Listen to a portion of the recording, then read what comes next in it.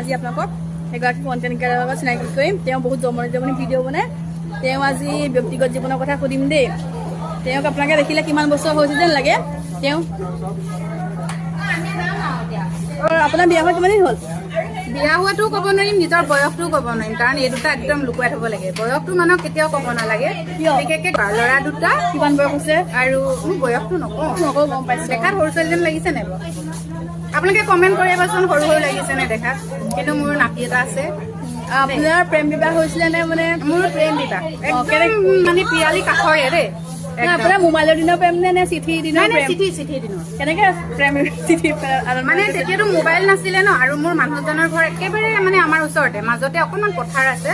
তেখেতে মানে এনেকুৱা হিচাপত চিঠিখন দিয়ে, এনেকে চিঠিখন লিখি পেলাই আপোনাৰ তাৰ ভিতৰত মানে শিলগুটি এটা ভৰাই মানে এনেকে মাৰি পঠিয়াই আমাৰ ঘৰৰ চোতালত পৰি যায়।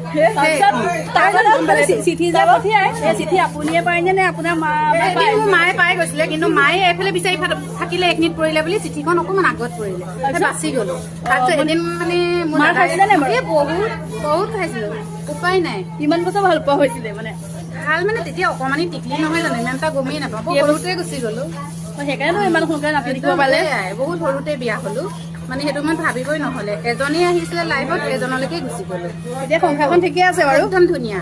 এতিয়া মানে ইমানখিনি যে আগবঢ়াই নিছে ন, সেইবিলাক পাবলৈ সক্ষম হৈছো। মানুহজনৰ কাৰণে ল'ৰা বোৱাৰী সকলো আছে, সকলোৱে চাপৰ্ট কৰে মোক। মোৰ নামটো আসমা বেগম, মোৰ পেজটোৰ নাম আসমা বেগম বুলি সকলোৱে চাৰ্চ কৰিব দেই, আৰু মোক চাপৰ্ট কৰিব, আগবঢ়াই লৈ যাব দেই। বয়সটো নকওঁ, খালি দেখাত কেনেকুৱা লাগিছে ক'বচোন কমেণ্টত। ঘূৰি লাগিছে নেকি বাৰু? ফুল চুল মাৰি আহিছে চাওক।